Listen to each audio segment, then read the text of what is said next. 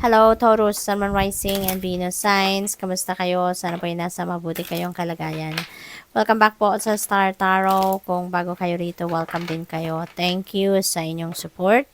I truly appreciate it. God bless you all. Taurus, po na mensahe ninyo, power. Call upon the elements. Focus your intentions.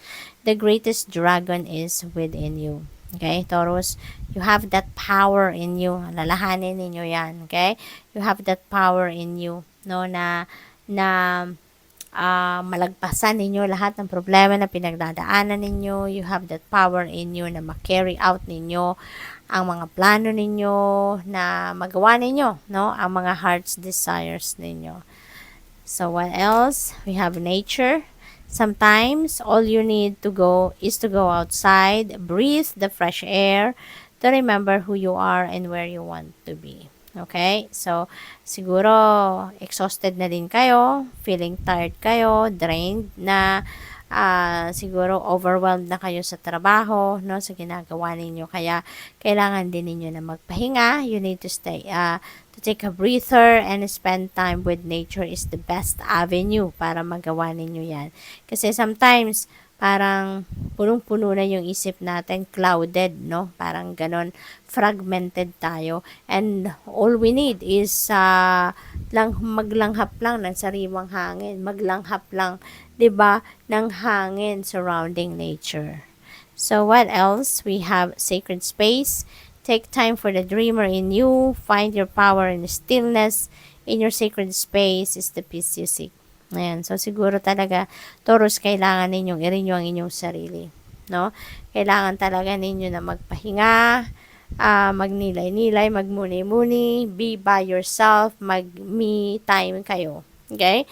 Yun siguro ang kailangan ninyong gawin sa ngayon para makalma kayo, magkaroon kayo ng peace, maranasan ninyo yung tranquility, maranasan ninyo yung serenity. Okay? Para makapag-renew kayo ng inyong sarili. Reconciliation. Remember the source of love. A loving action is all you need to begin the process. Reach out with a simple first step. Ayan. So, siguro meron kayong kagalit, meron kayong hindi pagkakaintindihan with another person, and now is the time that you are going to step up as the bigger person, no? At kayo yung makikipag-reconcile, kayo yung mag-i-initiate ng pag-uusap, kayo yung makikipagbate, no? So, maaaring gano'n ang ganap. At siguro, yan ang kaya kailangan ninyong pag-isipan, kailangan ninyong magnilay-nilay, magmuni-muni. Kasi siguro, maybe you are worried, no, about the situation. Kasi siguro, napaka-importante ng taong ito sa buhay ninyo, kaya ayaw ninyo na mawala siya sa'yo, no? We have rest deeply. Ayan. So, kailangan nyo talaga dito na magpahinga, Taurus. Alam mo, dalawa na siya, pangatlo na to, no? Na halos pare-parehas ang sinasabi sa inyo. Siguro, matagal-tagal na kayong hindi nakakapagpahinga. Maybe you are physically, mentally, emotionally exhausted na kayo. Kaya, bigyan nyo na to sa sarili ninyo, Taurus. Magpahinga kayo. Okay? Rest deeply. Alright? Maybe you need some power nap lang, quality sleep, di ba? Yung ganon. What else? Study to know yourself. Ayan. So, siguro, meron din kayo ditong madidiscover about yourself, no? Na hindi ninyo inaasahan na madidiscover ninyo, aba, mayroon pala akong alam na ganito. Aba, may talent pala akong ganito. May gift pala akong ganito. 'Di ba? So, maaaring sa pag ninilay-nilay ninyo, sa pagmumuni-muni ninyo, meron kayong madiscover sa sarili ninyo. 'Di ba? What else? We have use your power. Ayan, power. Use your power. See, Taurus, you are powerful beyond measure. Okay? At yan ang siguro hindi ninyo ina-acknowledge sa sarili ninyo. No? Na you have that personal power. Kaya sa ngayon na maaaring naririnig ninyo na ganito, no? Maybe you are going to tap into your personal power. No? Maaaring gagamitin nyo na yan sa ngayon. No? Maaaring yan ay i-display nyo na sa ngayon. So, good luck. Tignan natin kung ano pa mga mensahe para sa'yo. We have bright ideas, have an innovative new inspiration, test new ideas and break out fast. Take action on your ideas. Ayan, so napakaganda kasi sayang nga naman ng mga ideya ninyo, 'di ba? It will just remain to be an idea kung hindi kayo magte-take action towards that. Kung hindi kayo gagawa ng paraan para mailabas ninyo mga ideya ninyo para mangyari, no, at makita ninyo sa inyong 3D reality. So, sayang lang, hindi ba?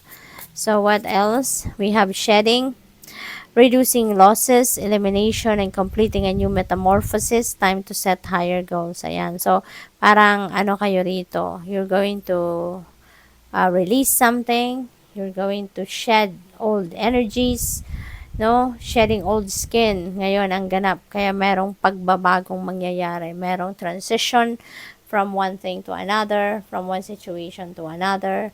So there is going to be